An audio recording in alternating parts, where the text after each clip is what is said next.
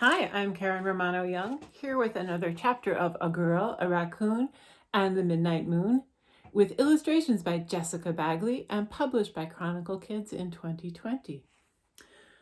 Chapter 41, Headless, October 27th to 29th. Bruce finished some projects that week. He dropped the first in a big yellow envelope onto the kitchen table one night. Dinner was on the stove, homemade chicken soup, but Bruce claimed he wasn't hungry. "Read it after I go," he said. "Don't open it until I'm down the stairs, up the street, down the subway, and across town." "Not like you're worried about what she'll think or anything," said Pearl. "So dramatic." "Don't let the door hit you on the way out," said Mom. He blew her a kiss and was gone. Mom tore the end off the envelope. Pearl pulled her chair close, and they turned their attention to Bruce's papers. He'd made a plan, some detailed sketches, and a wish list for the library. On the list were new wiring, new internet, and a new burglar alarm, plus the alarmed gate for the garden and everything else he could think of that would be needed to bring the library up to code and into the 21st century. The spiral staircase would be restored. So would the iron roses on the bookshelves in the reading room. The children's room would have a new extra door that was 4 feet tall for the littlest kids.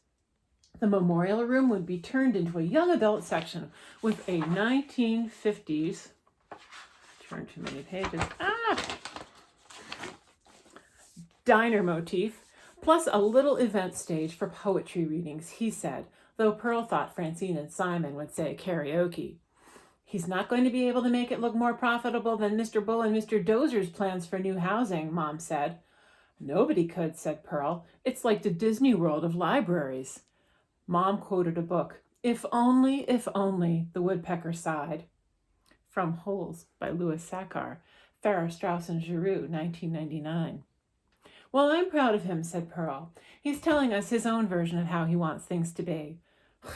Mom snorted. "That's the trouble. It's just for us. It's a love letter. He doesn't ever intend to submit it. Not that they'd ever fund it." "It's perfect," said Pearl, uncertain why she felt uncertain. "It would never happen." "Why shouldn't it?" demanded Pearl. "The library board would never take this seriously," Mom sniffed. "They'd think Bruce was making fun of them." She stood up and went into her room and closed the door. Then she called, "It's a fantasy library." "Come out," said Pearl. When nothing else happened, she went into the bathroom, brushed her teeth, and got in bed. What would the library board think when they heard about reading raccoons? What if everybody thought she, Pearl, was in a fantasy land? What if they thought she was just a liar? Mom came out of her room and sat in her pajamas on the floor, leaning against the side of Pearl's chair bed, her back to Pearl. Pearl laid her open book, one by Philip Pullman. The Golden Compass by Philip Pullman was first published in the UK as Northern Lights, Scholastic, 1995. Face down across her stomach and touched Mom's hair. Mom reached up and grabbed Pearl's hand. "Nobody could care more," she said. She explained that Bruce had also written a regular budget, in addition to this pie-in-the-sky budget. Nobody could write a better one, but nobody could beat the housing plan financially. "We just don't have the numbers, and the city does need more affordable housing." "Is it going to be affordable enough for us to move into when you lose your job?" asked Pearl. Mom had to laugh. "Hell no," she said. And then she started crying right in front of Pearl. She put her hands over her face, dropped her face to her knees, and all of a sudden was sobbing. At first, Pearl felt like this was happening on TV, as if this was something that had nothing to do with her. But it was true. It was real. It was really her brave mother crying on the floor. She started crying herself, but stopped right away, because both of them crying would have been too much. Instead, she tried to do what Mom would have done if it was her crying. She climbed out of her chair bed, went to the stove, and put on the tea kettle. She put 2 pieces of bread in the toaster and pushed the button down. When it popped, she used a butter knife to scrape the too hard refrigerated butter onto the toast in little curls, and when they melted, she spread them. She set the plate of toast on the table next to Mom. But Mom didn't even notice. She knocked the plate with her elbow, and the toast fell to the floor. "Oh," she said, looking up. "Sorry, but Pearl, what if it's just not going to work out for us, not with Bruce or the library?" Pearl picked up the toast and flung it into the trash. Mom blew her nose, tossed her tissue toward the trash, and missed. "You're the mom," Pearl said. "What do we do?" Mom didn't answer. She went on sitting there, so Pearl went into Mom's room and closed the door. After a few minutes, Mom knocked on the door, her cheeks very pink. "Enough of this moping." Pearl said what she had been thinking to herself while she'd waited. "You can take us out of the library, Mom, but you can't take the library out of us." "You're right, of course," Mom said. "Let's get out of here, Pearl girl. Let's go get ourselves an ice cream." "But I already brushed my teeth. I'm already in my pajamas." "You're the kid," said Mom. "Quit acting so responsible." When they had their cones and were walking back home, Mom said, "I wonder what Mary Ann thinks about relocating. Have you asked her?" "Of course," said Pearl. She hadn't, not yet, but now she would. "Mary Ann thinks Eloise might be gone for good," said Pearl, "and you know what that means." "Oh, Pearl," said Mom. "My point," she added after a few moments, during which they walked through the chilly evening, licking cones that melted slowly, "is that we may be in for a new adventure, and that it will be okay." "How?" "I have some money saved, and I've been with the system long enough that if I lose my job, they'll pay me a severance, some money to cover the gap between this job and the next." "The next job?" "I can be a library director wherever they need one," said Mom. "River to river, borough to borough, coast to coast if need be. Everybody needs books, so don't worry about that emotional display you just observed." "It's okay, Mom." Pearl finished her ice cream gravely. There was nothing else to say. A sidebar about projects. When things are really bad, sometimes you just have to try to make them better. Just keep going, keep working on it, and try not to get too wacky, even if it seems like you might be wacky for trying. If you are hoping for something deeper, well, that's all I've got. Kindly refer to page 297, My To-Do List, by M.A.M. So instead, Pearl asked Mary Ann, "Haven't you ever wished you lived in the country like a wild raccoon?" Mary Ann waited, her eyes half shut, which gave her a snotty expression. "You don't want to be a wild raccoon?"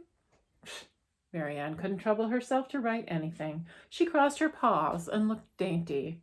"You are a wild raccoon? A wild city raccoon?" That was better, but Mary Ann was still stiff and silent and too cool to write anything to Pearl or even change her expression. Pearl looked closer. "You're insulted?" she asked. Mary Ann raised her chin higher. "You're scared," said Pearl. "You've never lived in the country." Mary Ann's eyes closed just for the briefest moment, and Pearl knew she was right. "You know," Pearl said softly, "I've been to the country." Mary Ann looked curious. "Bruce loves it. So once he took Mom and me camping upstate, in a tent and everything, out there in the fresh air." She paused, waiting for Mary Ann to get it. "That's right, fresh air! I practically had a coughing fit. In fact, I threw a fit. I was not a fan of mosquitoes and sleeping on the ground. And Mom must not have loved it either, because it didn't happen twice." Mary Ann raised an eyebrow. "I mean," Pearl went on, "what would life be like without hot subway breath belching up the stairs?" Mary Ann made a movement like a chuckle. "Without people throwing lit fireworks into dumpsters." Mary Ann mimed a response to an earthquake. "So you don't have to think you're the world's only city mouse." More shock. "Who are you calling a mouse?" Mary Ann seemed to say. They sat together laughing, their shoulders shaking. "I guess we both survive," said Pearl at last. "Look what I've done for you, Pearl," said Bruce. And he dropped a bag on the reference room table where she was doing her math homework. The bag was heavy, packed with a wool overcoat, scarf, and boots, Bruce's winter wear. "What is this stuff?" He was making a big deal out of it, said he was giving Pearl a piece of heritage from his hometown, Sleepy Hollow. This refers to The Legend of Sleepy Hollow by Washington Irving, published in the sketchbook of Geoffrey Crayon, Gentleman, 1820. The story is fiction, but Sleepy Hollow is a non-fiction town. "Have you heard of the Headless Horseman?" He took the clothes out and assembled them on Pearl. The scarf went over the top of her head, and the coat buttoned up around it. The only way to see was to peer out between two buttons on the coat. It was hot and clumsy. "No way," said Pearl. In a fury, she tugged off the coat without unbuttoning it and threw it over a chair. "I don't care if it is a book character Halloween parade. I'm not going as the Headless Horseman. I don't want to be a headless anything. I want to be the reading raccoon, head and all." Well, you don't get everything you want, Bruce said, surprisingly affronted. He held up his big right hand. End of discussion. Pearl would have loved a disco ball in the memorial room and a karaoke stage and a mini door just for kids. But she couldn't do those things or any of the things on Bruce's pie in the sky fairy tale plan. Luckily, she had a project of her own. Pearl sneaked Francine's hot glue gun into the memorial room and glued reading raccoon caps on the glass of the founders' portraits. Then she made Simon help her carry them downstairs and hang them behind the circ desk, where they could remind new patrons of the library's illustrious past and inspire them with the promise of its bright and long future. And she invited Khadija to the library, thinking of her love of dollhouses, and showed her the special raccoon entrance outside that she and Francine had cobbled together.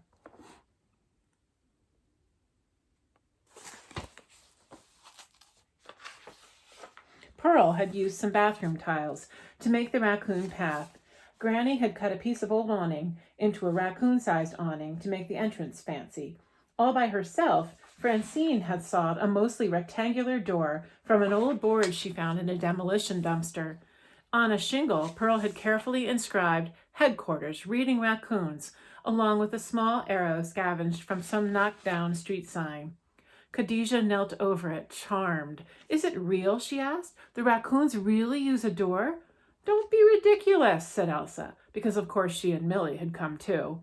But Millie said, wait, aren't raccoons nocturnal? So how will they find the entrance in the dark? Before Pearl could say anything, Khadija said eagerly, I could make a pretend street lamp. I just need an old coat hanger or some pipe and Millie said, find some pipe we can bend and I'll wire it so it really lights. Pearl straightened up. You can do that? She asked Millie. My mom builds robots, said Millie. She'll help if I have trouble. In a flash, Millie and Khadija dashed off to Granny's with Francine to look for something they could use. Pearl was shy, wondering what to say to Elsa, but Elsa spoke first. I'm not sure if you're just the world's biggest liar, she began, or she was on her knees peering into Pearl's raccoon doorway. Pearl felt how everything could fall apart if Elsa decided she was nothing but a liar. Or what? She said. Elsa stared at Pearl as if she truly thought she was crazy. Or some kind of genius. That's what I was going to say. Geez, take it easy. Pearl huffed. For a second, her fear of Elsa felt enormous. A big gold leaf came flying out of the trees and whapped her right on the side of the head as if someone had flung it. It stuck against her cheek, pressed there by the wind. Elsa laughed, in a nice way. I'm coming to your party, she said. I'm going to be Harriet the Spy. Have you read that book? Of course I have, said Pearl. What do you think, I was born yesterday? Actually, said Elsa, that pregnant librarian who gave me Harriet said you were born here. Yep, said Pearl. She wasn't sure if she should say more. She wished the others would hurry up and get back. That's lucky, said Elsa. Really? Don't you think so? Yes, said Pearl. Yes, I think I am lucky, or at least unique. Elsa smiled. The other girls came back. They worked for another 2 hours until there was an actual raccoon entrance with electric light. Because it was drizzling, they did their construction in the memorial room, inadvertently making it into a workshop. It was as good a use as any for that big empty space that was just waiting to be filled by whatever activity each of them got into. Look at Millie, with her decent wiring skills. That was geeky. Here was Khadija, the dollhouse geek, who knew how to envision how things would be made in a miniature world. Here was Francine, the truest friend of all. That's what she was, Pearl realized, her geeky tap shoes on her feet. Here was Pearl herself, practically 11, and she couldn't stop thinking about communicating with raccoons. Now she was a geek about books and woodland creatures. And Elsa? Well, what was she a geek about? Friends, maybe, thought Pearl. Maybe Elsa was a friend geek. There she was, roped into holding things, while everyone glued and wired and dug and painted. The others were talking, and Francine was singing and tapping the whole time she did anything as usual. But Elsa had grown quiet in this group of geeks. Maybe for once she was afraid of saying the wrong thing, because then she might find herself alone. Elsa, said Pearl, what's your favorite animal? I don't have one, said Elsa. But she didn't say it meanly. She said it like she'd never thought about it before and was glad to be asked. Then she said, a dolphin? Maybe it was a start. That's the end of this chapter. See you tomorrow. Thanks for listening.